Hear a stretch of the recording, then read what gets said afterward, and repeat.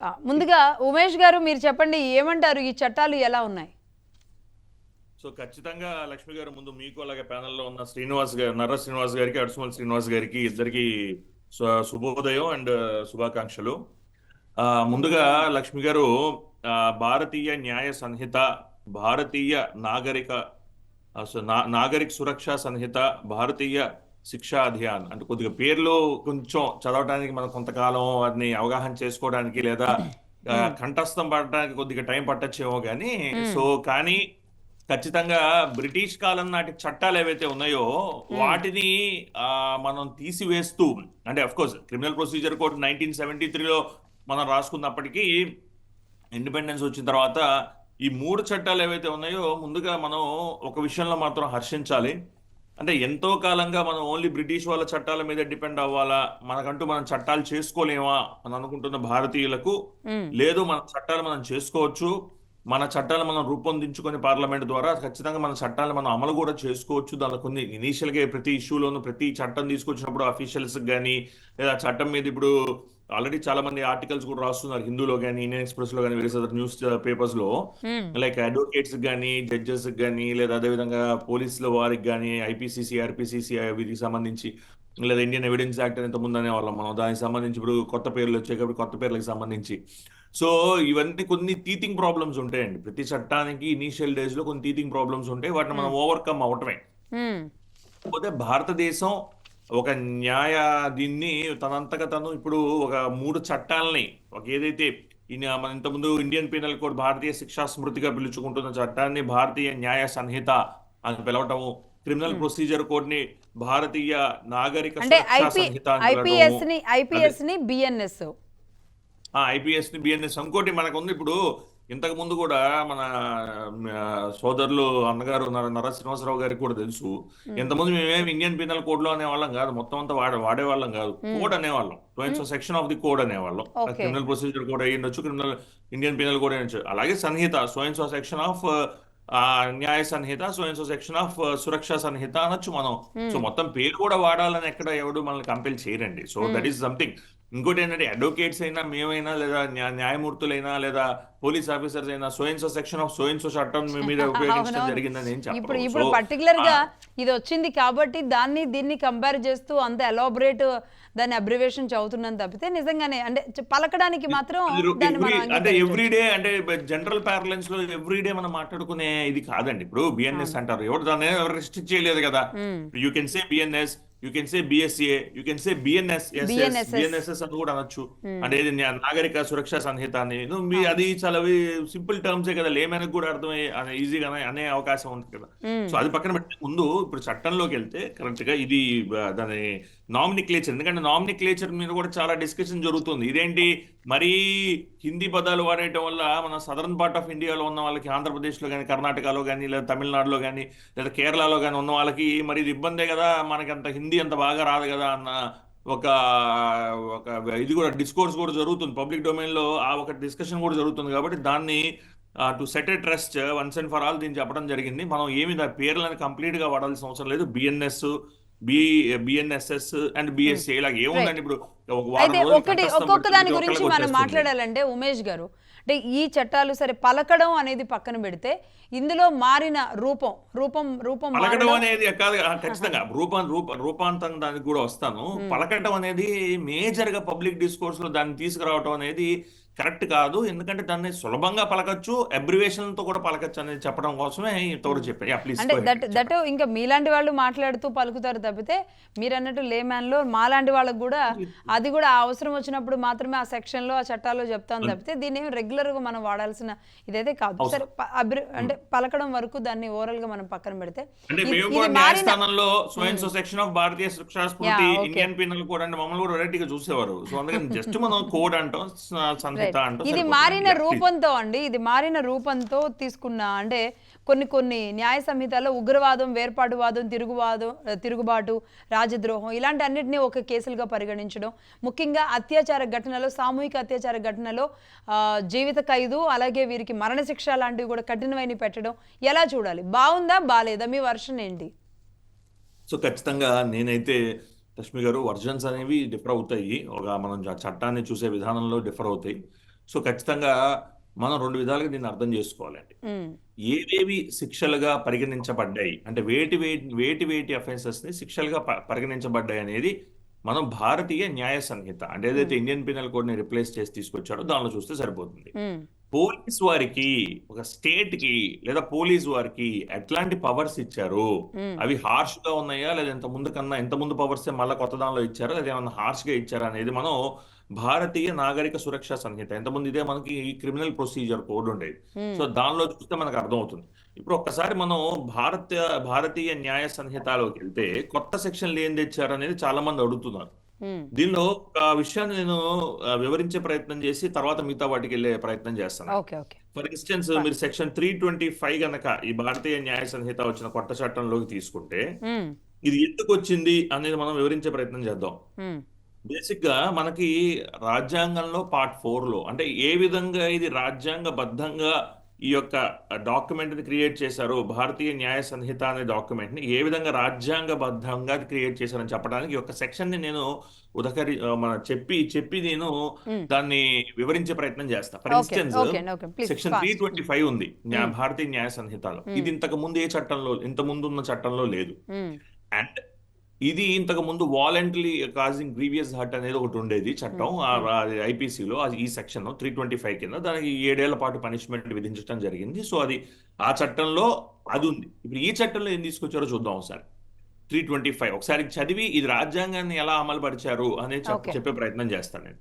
Who ever commits mischief by killing, poisoning, maiming or rendering useless any animal shall be punished with imprisonment of either description for a term which may extend to 5 years or with fine or with both. అంటే ఒక animal ఒక animal ని ఒక జంతువుని మీరు చంపాలని ప్రయత్నం చేసినా లేదా పాయిజన్ ఇచ్చిన ఆ యానిమల్ కి లేదా ఆ యానిమల్ ని ఇంజూర్ చేసినా కంప్లీట్ గా అతను ఆ యానిమల్ లేచే అవకాశం లేకుండా మీరు ఇంజూర్ చేసినా లేదా ఆ యానిమల్ ఏ పర్పస్ కి అయితే అంటే ఏ ఉద్దేశం కోసం అయితే ఆ యానిమల్ బతుకుతుందో ఆ ఉద్దేశాన్ని యూజ్లెస్ గా రెండర్ చేసిన సో మీరు ఖచ్చితంగా శిక్షార్హులు అవుతారని చెప్పి భారతీయ న్యాయ సంహితలో సెక్షన్ 325 క్లియర్ గా చెప్పడం జరిగింది. మరి ఇది ఎందుకు చెప్పారు లాగంటే మీరు ఒకసారి అబ్జర్వ్ చేస్తే రాజ్యాంగంలోని అధికరణం 48 ఆర్టికల్ 48 మనకి directive principles of state policy under part 4 of the constitution of India ఉంటుంది. దానిలో ఏం చెప్తారంటే slaughter of cows and any other animal దాన్ని ప్రొహిబిట్ చేయాలనేది అది చెప్పిన చట్టం. ఏది రాజ్యాంగంలో ఒక డైరెక్టివ్ ప్రిన్సిపల్స్ ఆఫ్ స్టేట్ పాలసీలో అమలు చేశారు. దీన్ని అమలు పరుస్తూ 20 రాష్ట్రాలకు పైగా except Kerala, west Bengal and కొన్ని నార్త్ ఈస్టర్న్ స్టేట్స్ కొన్ని ఉన్నాయి, త్రిపుర, మేఘాలయ, సిక్కిం ఇలాంటి మిజోరాం ఇలాంటి స్టేట్స్ తప్ప మిగతా స్టేట్స్ ఇంక్లూడింగ్ ఆంధ్రప్రదేశ్ తెలంగాణ చట్టాలు తీసుకొచ్చాయి. అంటే ఆ జంతువుల్ని చంపటం, జంతువుల్ని సంహరించటం లాంటివి చెయ్యకూడదని చట్టాలు తెచ్చాయి. ఇప్పుడు ఇది భారతీయ న్యాయ సంహితలో ఒక ప్రొవిజన్ కింద పెట్టి దీనికి శిక్షార్హుల్ని చేసి ఇట్లాంటివి ఏమైనా కార్యక్రమాలకు పాల్పడితే శిక్షార్హుల్ని చేసి ఇది దేశం మొత్తం అమలయ్యే విధంగా చూశారు. అంటే రాజ్యాంగంలోని అధికరణం 48 ఏదైతే ఒక గవర్నమెంట్కి ఒక స్టేట్కి ఏదైతే అధికారాలను ఇచ్చిందో, డైరెక్టివ్స్ ఇచ్చిందో, అదే కొన్ని డైరెక్షన్స్ ఇచ్చిందో దాన్ని అమలు పరిచే విధంగా ఈ రోజు ఐపీసీలో సెక్షన్లో చేంజ్ తీసుకురావడం జరిగింది. ఇలా చాలా సెక్షన్లు ఉన్నాయి. జస్ట్ సెక్షన్ ని సైట్ చేసి వివరించే ప్రయత్నం మొత్తం సెక్షన్ చెప్పాలని ఈ రోజు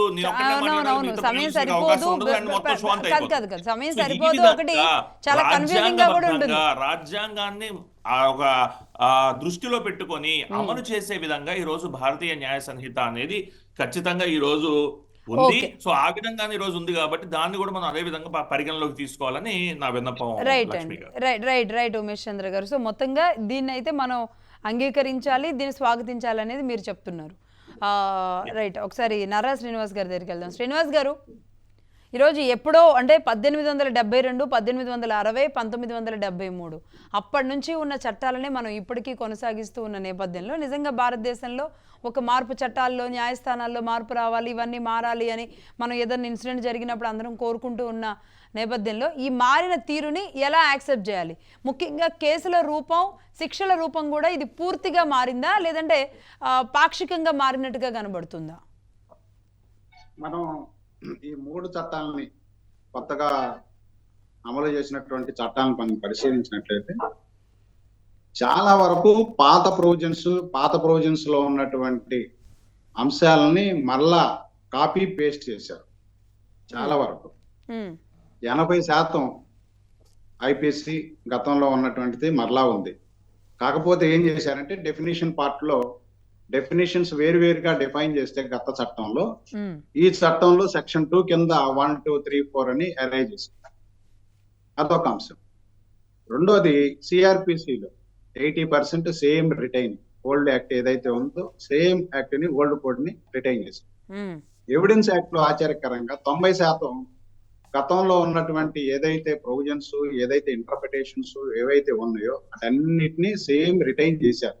ఉమ్, మారిందల్లా ఏంటంటే ఇప్పుడు కొత్తగా పేర్లు మార్చారు, వాటిని హిందీ పేర్లు పెట్టారు.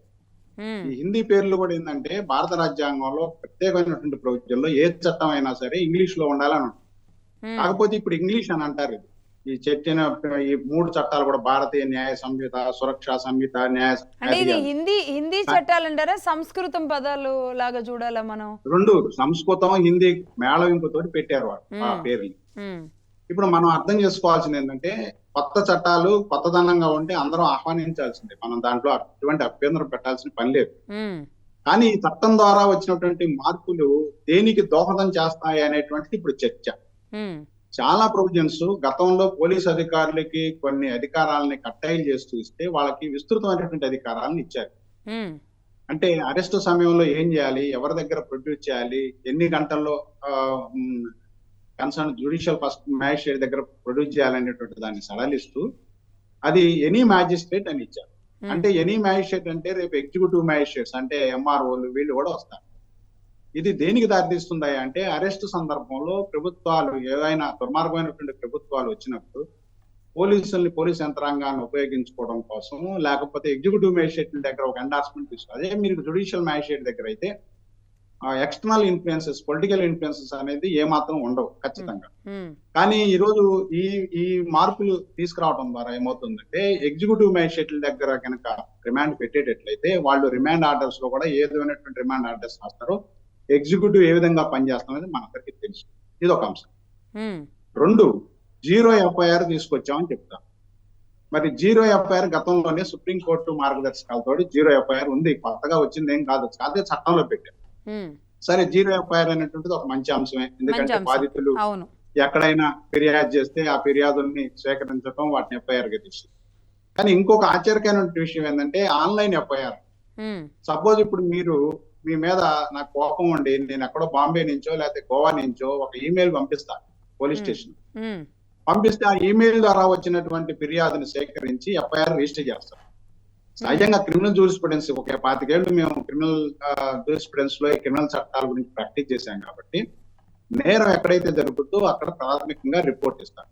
ఉమ్, అంటే wear the cause of action arise, అంటే ఎక్కడైతే నేరం జరిగిందో అక్కడ రిపోర్ట్ ఇవ్వాలి.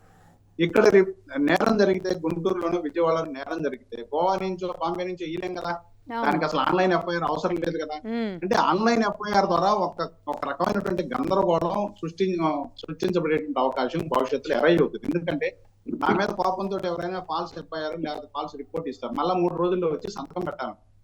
గతంలో ఉన్నటువంటి ప్రొవిజన్స్ లో ఏం చెప్పారంటే cryptic FIR cannot be permissible, అంటే anybody who intends to give any report against any offender, he shall come to the police station and give a report by his own signature అని. కానీ ఈ రోజు దాన్ని సడలించారు. ఇది ఒక ప్రమాదకరమైనటువంటి ఇది. ఇవే కాకుండా ఈ చట్టంలో ఉన్నటువంటి అనేకమైన అంశాల్లో దేశద్రోహం అనేటువంటి పదం గతంలో సెడిషన్ ని సుప్రీంకోర్టు స్టే చేసింది. ఉమ్, స్టే చేసిన తర్వాత ఇప్పుడు దాన్ని సెడిషన్ అనేటువంటిది అంటే రాజద్రోహం అనేటువంటి దాన్ని దేశద్రోహం అనేటువంటి దానికి తీసుకొచ్చి, ఏంటి దేశద్రోహం అని అంటే ప్రభుత్వానికి వ్యతిరేకంగా రేపు మాట్లాడినటువంటి వాళ్ళు కూడా దేశద్రోహులు. ప్రజాస్వామ్యంలో dissent is the essence of the democracy. Okay. అంటే మనం ఎంత పరిణితి ప్రజాస్వామ్యంలో చర్చ లేదా డిసెంట్ అనేటువంటిది మంచి ప్రజాస్వామ్యానికి బాటలు వేస్తాం. అంటే వేర్పాటువాదం లేదంటే ఈ అల్లర్లు ఈ క్రమంలో జరిగే దాడులు దీని మీద అంటే శిక్షలు లేకపోవడం వల్ల దీన్ని అంటే ఆస్తులు జప్తు చేసేలాంటి ఒక కొంచెం సీరియస్ శిక్షలు ఉండడం వల్ల కొంచెం దీన్ని తగ్గించవచ్చు కదా. అంటే ఇష్టం వచ్చినట్లుగా గొడవలు జరిగినప్పుడు అక్కడ అభివృద్ధి కుంటుపడుతుంది అనేది అందరూ అంగీకరించే విషయమే కదా శ్రీనివాస్ గారు. ఇక్కడ మనం చూడాల్సింది ఏంటంటే ఉపా చట్టం ఉంది, అన్లాఫుల్ యాక్టివిటీస్ ప్రివెన్షన్ యాక్ట్. దాంట్లో చాలా కఠినతరమైనటువంటి నిబంధనలు ఉన్నాయి. అంటే రాజ్యద్రోహానికి దేశద్రోహానికి పాల్పడినటువంటి వాళ్ళు, వాటికి కనీసం బెయిల్ కూడా లేకుండా 3 సంవత్సరాల నుంచి 5 సంవత్సరాలు జైల్లో ఉన్నటువంటి వాళ్ళు కూడా మనం చూస్తా ఉన్నాం. ఉమ్. చట్టంలో ప్రొవిజన్స్ ఎందుకు లేవు? చాలా చట్టాలు ఒక్క ఉన్నాయి, నిమిషం. చాలా ఉమేష్ చంద్ర provisions గారు ఏదో ఉన్నాయి. అంటున్నారు ఈ విషయంలో. ఉమేష్ గారు. అందుకని ఇప్పుడు అలాగే మనం ఇక్కడ అర్థం కంప్లీట్ చేసుకోవాల్సింది చేయండి నర్రా గారు, కంప్లీట్ చేసిన ఒక తర్వాత మాట్లాడతాను. పదాన్ని తర్వాత మనం ఛాన్స్ ఇవ్వండి. విస్తృతంగా ఆయన గారు, ఇచ్చేటప్పుడు అన్నగారు మాట్లాడండి. Okay okay. దానిలో పర్టికులర్ గా ఈ వచ్చేటువంటి పాయింట్ లో మీకు ఏమన్నా అబ్జెక్షన్ ఉందేమో అని. ఓకే లేదు అది ప్లీజ్. కాదండి. అంటే బేసిక్ గా ఆయన అన్నగారు అనేది ఏంటంటే ఆయన మాట్లాడారు, ఆయన కంప్లీట్ చేస్తే complete yeah okay okay please complete Srinivas గారు చేయండి. Please carry on. ఇప్పుడు ఒక పదాన్ని, ఒక టెర్మినాలజీని మనం విస్తృతపరుస్తున్నప్పుడు దానికి ఉన్నటువంటి స్కోప్ తోటి ప్రజల యొక్క స్వేచ్ఛ, ప్రజలకు ఉన్నటువంటి జీవించే హక్కు, స్వేచ్ఛ హరించబడుతుందా, లేకపోతే దానికి కరెక్ట్ గా మోడరేట్ గా ఉంటుందా అనేటువంటిది మనం చూడాలి. ఇక్కడ వాళ్ళు దేశద్రోహం అనేటువంటి పదాన్ని డిఫైన్ చేయడంలో చాలా విస్తృతమైనటువంటి అవకాశాన్ని ఇవ్వటం ద్వారా రేపు ఇప్పటికే మనం చూసినట్లయితే అనేకమైనటువంటి కేసులు, ఉపా చట్టాల్లో కేవలం చిన్న చిన్న సంఘటనలు బేస్ చేసుకొని దేశద్రోహానికి పాల్పడ్డారు, ప్రధానమంత్రిని చాపడానికి ప్రయత్నం చేశారనేటువంటి తప్పుడు కేసులు పెట్టి సంవత్సరాల తరబడి బెయిల్ లేకుండా జైళ్లలో ఉంచుతున్నారు. కాబట్టి మనకి వాస్తవ రూపంలో ఇప్పుడు సెడిషన్ అనేటువంటిది ఉంది. గతంలో రఘురామ కృష్ణరాజు గారు లాంటి ఎంపీలనే దాని కింద అరెస్ట్ చేసినటువంటి సందర్భాన్ని చూసాం. చట్టం ఉన్నటువంటి చట్టాన్ని మిస్యూజ్ చేయటం అనేటువంటిది ఒకటైతే, చట్టానికి ఉన్నటువంటి పరిధిని పెంచడం ద్వారా ఏమవుతుందంటే రేపు పౌరులకు ఉన్నటువంటి స్వేచ్ఛ కట్టేలు చేయబడుతుంది.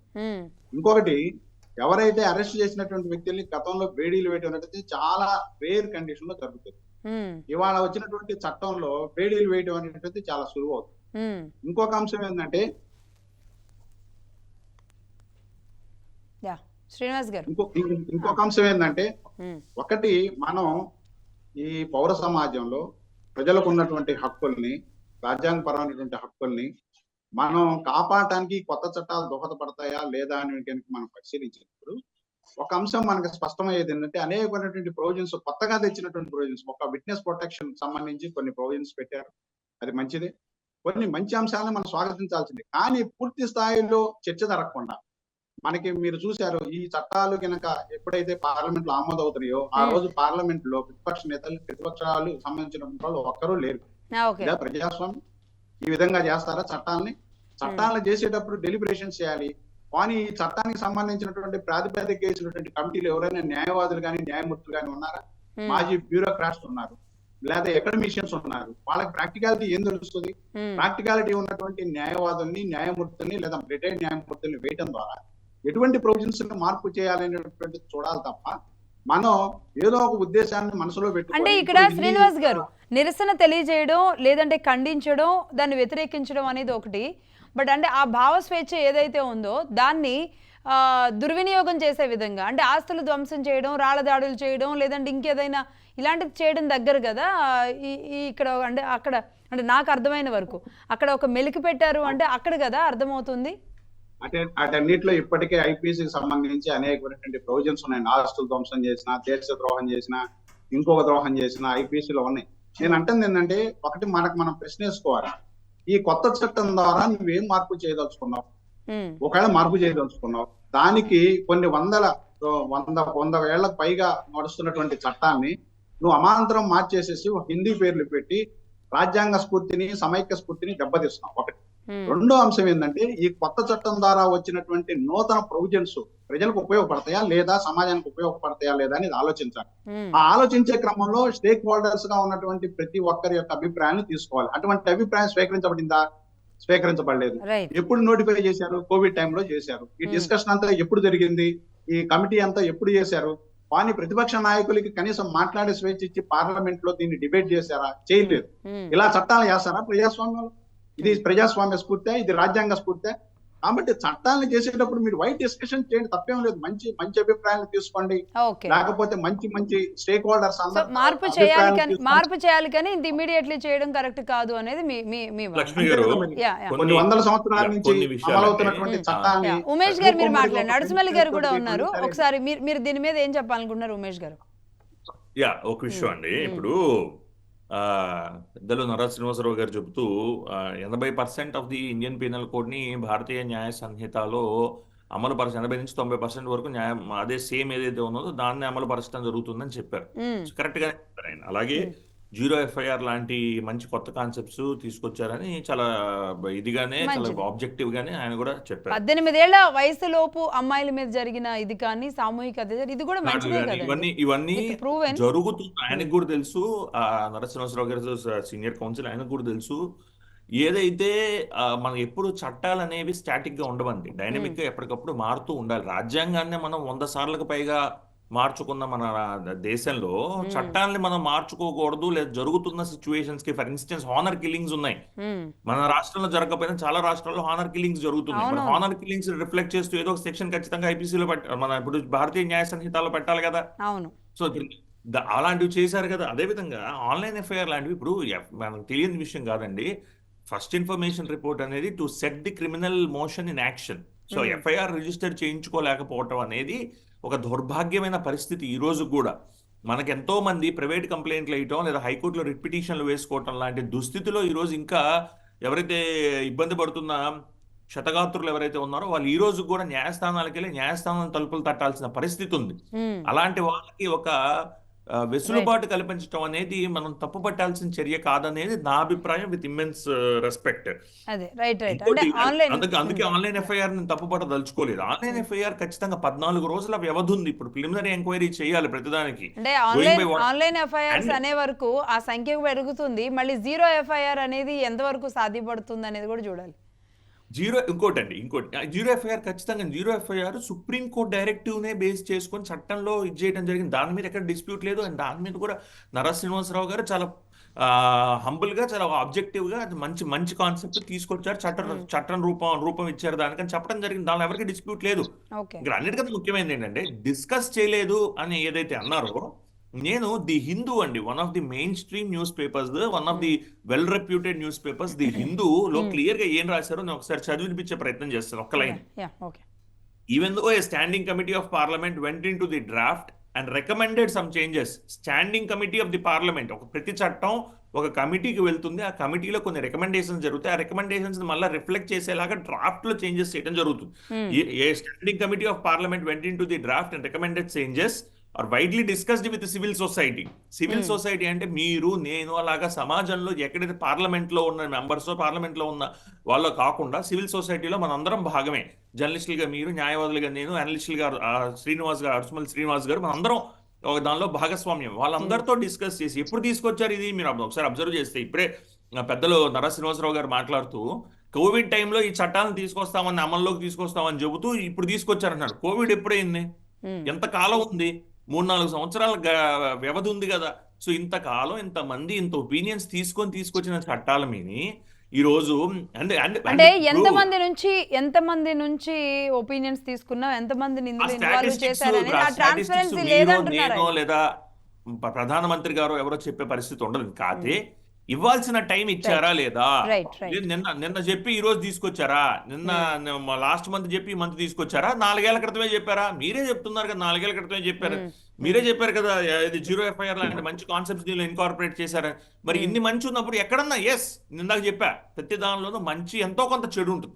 ఒక 10%, 5% చెడు ఉన్నప్పుడు దాన్ని మళ్ళా మనం విన్నవించే ప్రయత్నం కంప్లీట్ గా 5-10% ఏవో చేంజెస్ ఉన్నాయి, ఏవో ఇబ్బందులు ఉన్నాయని చెప్పి మొత్తం చట్టాలే బాలేవు, చట్టాలను ఏ విధంగా మనం అమలు చేయకూడదు అంటే కరెక్ట్ కాదనేది నా అభిప్రాయం. ఓకే, దాని శ్రీనివాస్ గారు ఏం చెప్తారు? ఆయనతో మాట్లాడింది ఈ లోపు అడుసుమల్లి గారు మీరేమంటారు? అందరికీ నమస్కారం అండి. నర్రా శ్రీనివాసరావు గారు, ఉమేష్ చంద్ర గారు, లక్ష్మి గారు, మీకు మహా టీవీ వీక్షకులందరికీ నమస్కారం. నమస్తే అండి. ఇప్పుడు ఇన్నాళ్ల తర్వాత అయినా సరే మన దేశం మన చట్టాలని రూపొందించుకోవడం అనేటువంటిది ముదావహం అండి. అయితే ఇందాక నర్రా గారు కానీ మన ఉమేష్ చంద్ర గారు కానీ చెప్పింది, వాళ్ళు న్యాయవాదులు, న్యాయ కోవిదులు రకంగా చెప్పాలంటే ఆ సబ్జెక్ట్ లో మనం చాలా వెరీ డెడ్ వీక్. అయినా సరే ఒక సివిల్ సొసైటీ నుంచి ఒక సామాన్య సగటు పౌరుడిగా నా అభిప్రాయం ఏంటో నేను చెప్పదలుచుకున్నాను. దయచేసి నేను ఏదో పొరపాటు మాట్లాడితే న్యాయవాదులు నన్ను సవరించండి లేదా క్షమించండి. ఇక్కడ చట్టాలు డెఫినెట్ గా అంతకు ముందు అమలయ్యి బ్రిటిష్ నాటి చట్టాలే మనకు అమలు అవుతున్నాయని చెప్పేసి అనేక సార్లు మనం నిరసనలు వ్యక్తం చేసాం, విమర్శలు చేసాం. కొన్ని సవరించబడ్డాయి, అనేక సార్లు సవరించబడ్డాయి, కొన్ని మేళ్లు కొన్ని కీళ్లు జరిగినాయి. ఇప్పుడు కూడా మన చట్టాలు ఎప్పుడు కఠినంగానే ఉన్నాయి. ఖచ్చితంగా చాలా కఠినంగా ఉన్నది. కానీ సమస్యలు ఎక్కడొచ్చిందంటే దాన్ని అమలు చేసే వాళ్ళలో ఒక సమస్య వస్తుంది. మన రాజ్యాంగం కూడా చాలా గొప్ప రాజ్యాంగం. ఆ రాజ్యాంగం ఇచ్చిన అటానమస్ పవర్స్ ఉండి, అటానమస్ బాడీలుగా ఉండి విచక్షణాధికారం కలిగిన వాళ్ళు ఆ పదవుల్లో అలంకరిస్తారని మన రాజ్యాంగం చెప్పింది. కానీ ఆ పదవుల్లో ఉన్న వాళ్ళు విచక్షణ కోల్పోయి వాళ్ళు చిల్లరగా వ్యవహరిస్తే రాజ్యాంగం ఏం చేయగలుగుతుందండి పాపం. అలాగే మన చట్టాల్లో కూడా ఒక ఎస్ఐ ఉంటాడు ఒక పోలీస్ స్టేషన్లో. ఆ పోలీస్ స్టేషన్కి అతను సర్వాధికారి. అతను ఎఫ్ఐఆర్ నోట్ చేస్తే డీజీపీ కూడా స్వయంగా వచ్చి దాన్ని చంపలేడు. కాబట్టి దీన్ని అతను పద్ధతిగా అతను ఓత్ తీసుకుని వచ్చినట్టుగా తన విధులు తను నిర్వర్తిస్తే అసలు ఎలాంటి కఠిన చట్టమైనా పర్వాలేదు, అతను విచక్షణతో ఆలోచిస్తే. అలా ఉందని పరిస్థితి ఇప్పుడు. కాబట్టి నా వాదన ఏంటంటే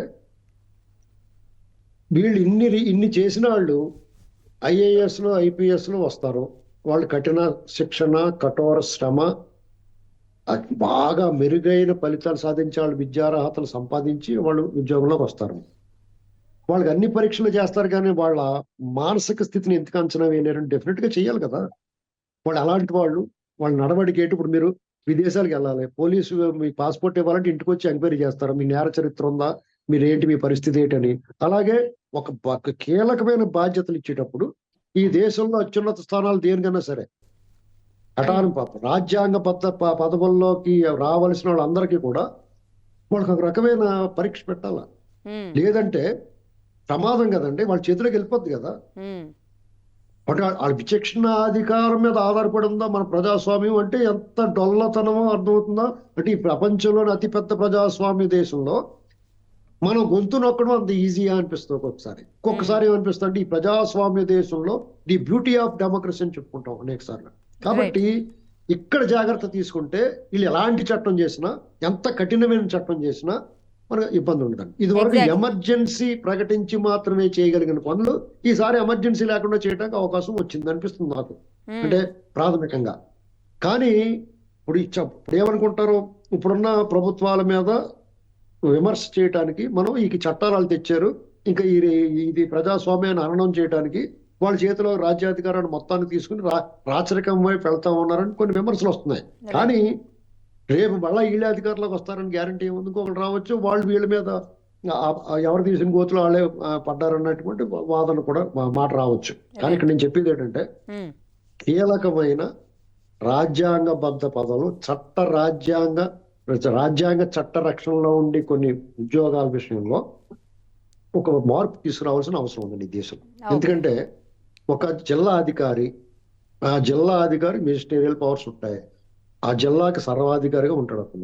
అతని మీద రాజకీయ నాయకులు పెత్తనం డెఫినెట్ గా ఉంటుంది. రాజకీయాల్లో రెండు ప్యారలల్ గా నడుస్తూ ఉంటాయి. అయితే ఒక్కొక్కసారి ఆ జిల్లా అధికారి విచక్షణ మీద ప్రజల జీవితాలు ఆధారపడి ఉంటాయి. కాబట్టి ఇది నా తప్పు ఒప్పు, ఒకవేళ తప్పు ఉంటే సవరించండి.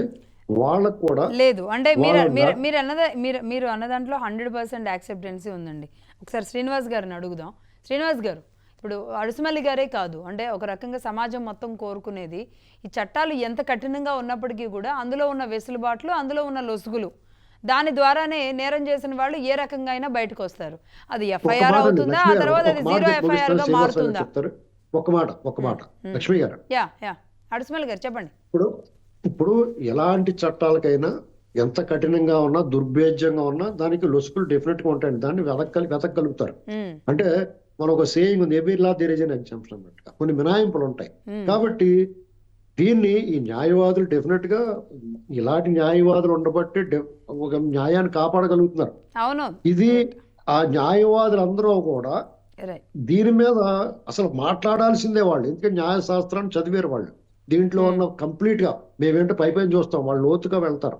కాబట్టి వాళ్ళు ఈ ప్రభుత్వానికి ఎప్పుడైనా సరే సజెషన్స్ ఇవ్వచ్చు. ఎందుకంటే ఈ దయచేసి ఈ వాదన తీసుకురండి, మా అందరికి ఒక సందేహం కుదిపేస్తా ఉంది. వీళ్ళందరికీ ఎందుకు ఈ రకమైన విచక్షణ అధికారాలు కట్టబెడుతున్నారు? అతని మానసిక స్థితి, ఇప్పుడు ఒక ముఖ్యమంత్రి అయిపోతాడో అతనికి సగం పిచ్చి ఉంటుంది, పూర్తి పిచ్చివాడిగా మారిపోతాడు అధికారం వచ్చిన తర్వాత. అప్పుడు ఆంధ్రప్రదేశ్ ఏమైందో చూసాం.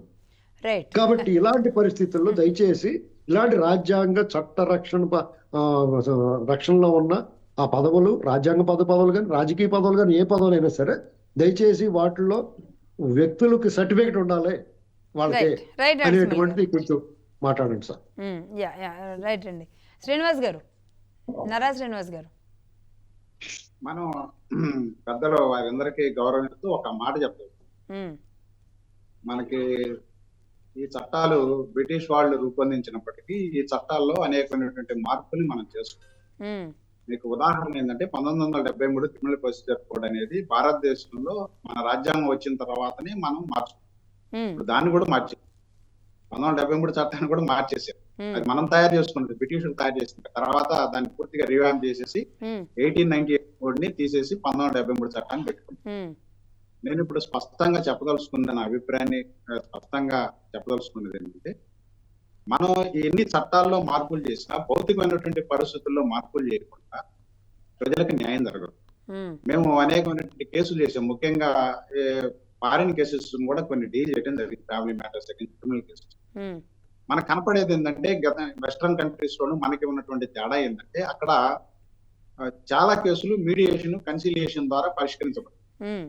భారతదేశంలో మొత్తం ఎడ్యుకేషన్ 99% జరిగితే ఒక 1% మాత్రమే మీడియేషన్, కన్సిలియేషన్, ఆర్బిట్రేషన్స్ ద్వారా జరుగుతున్నాయి. ఇప్పుడు అది పెరగబోతా ఉంది. అవును. అయితే ఇప్పుడు మనం గమనించాల్సింది ఏంటంటే, 1 మిలియన్ జనాభాకి 50 నుంచి 60 మంది న్యాయమూర్తులు ఉండాలనేది గతంలోనే ఈ లా కమిషన్ సిఫార్సు చేసింది. మ్మ్. ఈ సిఫార్సుని ఇంతవరకు ఏ ప్రభుత్వాలు వచ్చినా అమలు చేయవు, రాష్ట్ర ప్రభుత్వాలు, కేంద్ర ప్రభుత్వం. మ్మ్. ఒకటి, ఎడ్యుకేషన్ సిస్టమ్ లో ఇవాళ కోట్లాది కేసులు పెండింగ్ లో ఉన్నాయి. దీనికి కారణం ఏంటి? దీనికి కారణం ఏంటంటే, ఆ ఎడ్యుకేషన్ సిస్టమ్ లో ఉండాల్సినటువంటి నిష్పత్తి, రేషియో, జడ్జెస్ రేషియో కానీ, లేకపోతే ఇన్ఫ్రాస్ట్రక్చర్ ఫెసిలిటీ, కోర్టులు కానివ్వండి, జడ్జెస్ కానివ్వండి, వీటిని అపాయింట్ చేయకుండా ఆ నెపాన్ని చట్టాల మీద మార్చి ఆ చట్టాన్ని మార్పు చేస్తే ఏం ప్రయోజనం ఉంటది? ఇది పాయింట్. రెండో అంశం 4.5 కోట్లకు పైగా కేసులు పెండింగ్ ఉన్నాయి. దగ్గరగా 30 సంవత్సరాల నుంచి పెండింగ్ ఉన్న కేసులు కూడా ఉన్నాయి. వీటికి పరిష్కారాలు గతంలో అనేకమైనటువంటి సలహాలు, సూచనలు చేశారు. కాంక్రీట్ సజెషన్స్ కూడా ప్రభుత్వానికి ఇచ్చారు. అవునవును. ఒకనొక సందర్భంలో ఫాస్ట్ ట్రాక్ కోర్టులు ఏర్పాటు చేసి కొంత ఎడ్యుకేషన్ సిస్టమ్ లో కొంత స్పీడ్ చేశారు తప్ప, భారతదేశంలో ఇప్పటికీ న్యాయవాదులు, న్యాయమూర్తులు జనాభా సంఖ్యకు అనుగుణంగా లేరనేది వాస్తవం. దాన్ని గమనించాలి. కానీ చట్టాల్లో మార్పులు చేసి, ఇప్పుడు నేను అడుగుతున్నాను మిగతా డిబేట్ లో ఉన్నటువంటి పెద్దలిద్దరిని, ఈ చట్టాల్లో చేసినటువంటి మార్పు ద్వారా మనం మరలా ఇదే చర్చ మనకి యూట్యూబ్ లో ఉంటది కాబట్టి, పాత చట్టాలను చదువుకోవాలి, కొత్త చట్టాలను చదువుకోవాలి. పాత ప్రొసీజర్ కూడా అమలు చేయాలి, కొత్త ప్రొసీజర్ కూడా అమలు చేయాలి. ఎంత క్రిబర్కిం ప్రాసెస్ అండి ఇది. ఇది ఏ విధంగా ఎంత ఇబ్బందికరమైన పరిస్థితి న్యాయమూర్తులకైనా, న్యాయవాదులకైనా, లిటిగెంట్ పబ్లిక్ అయినా చాలా ఇబ్బంది కలుగుతుంది. రెండోది, 150 సంవత్సరాలకు పైగా ఫాలో అవుతున్నటువంటి ఒక చట్టం. అంటే ఈ పాత చట్టాలు చదవాల్సిన అవసరం ఎందుకు ఉంటుంది అంటారు శ్రీనివాస్ గారు? అంటే కేవలం క్రిమినల్ ప్రొసీజర్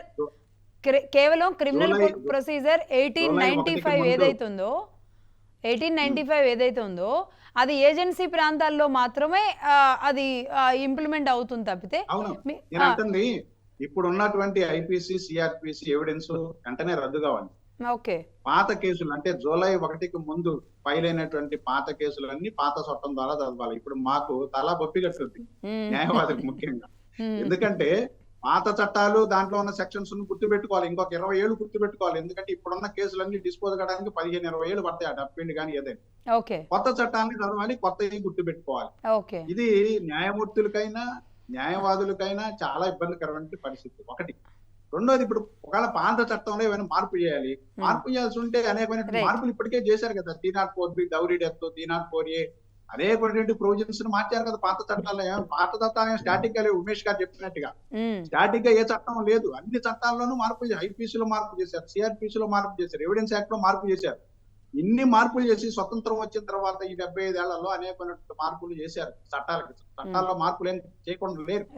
కానీ మనకి ఇప్పుడు మనకు అర్థం కావాల్సింది, మనకు చర్చ చేయాల్సింది ఏంటంటే, మారిన చట్టాల ద్వారా ప్రజలకు ఉపయోగం జరుగుద్దా, ఎడ్యుకేషన్ తొందరగా జరుగుద్దా, స్పీడ్ గా ఎడ్యుకేషన్ జరుగుద్దా కాదా అనేటువంటి ఈ చట్టాల ద్వారా వచ్చినటువంటి మార్పుల ద్వారా ఉమేష్ గారు శ్రీనివాస్ గారు మాత్రమే కాదు, ఒక రకంగా అడుసుమల్లి గారు చెప్పిన, శ్రీనివాస్ గారు చెప్పిన ఈ కొత్త చట్టాల ద్వారా నిజంగానే మనకి అంటే ఆ డ్రాస్టిక్ చేంజ్, ఆ చేంజ్ అనేది మనం చూపించగలుగుతామా? అలాగే అడ్వకేట్లు అనగానే మీ వెనక చాలా లాట్ ఆఫ్ బుక్స్, పెద్ద పెద్ద రకరకాల బుక్స్, సెక్షన్లు ఇవన్నీ కనబడుతూ ఉండేవి.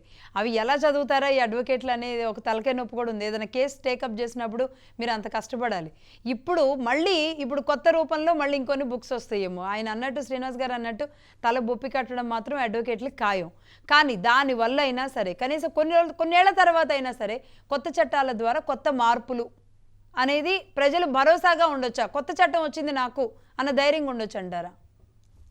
ఒక మార్పు జరుగుతున్నప్పుడు లక్ష్మి గారు, అది ఎప్పుడు జరిగినా సరే ఆ మార్పు జరిగినప్పుడు ఖచ్చితంగా కొన్ని డిఫికల్టీస్ ఉంటాయి, కొన్ని అవరోధాలు ఉంటాయి, అలాగే కొన్ని మంచి కార్యక్రమాలు జరిగే అవకాశాలు కూడా ఉంటాయి. సో అవును, కాదు ఖచ్చితంగా. చెప్పడానికి అది ఒకటే జరుగుతుంది, లేదా అవరోధాలే జరుగుతాయి, లేదా మంచి జరగదు, ఓన్లీ చెడే జరుగుతుంది అని ఎవరు చెప్పినా అది సబబు కాదు. ఉమ్, సో ఖచ్చితంగా ఇప్పుడు ఈ తీసుకొచ్చిన ఈ కొత్త 3 చట్టాల ద్వారా కూడా, కొత్త చట్టాల ద్వారా కొన్ని ఇబ్బందులు ఉండొచ్చు, కాదని నేను అట్లా కాదే.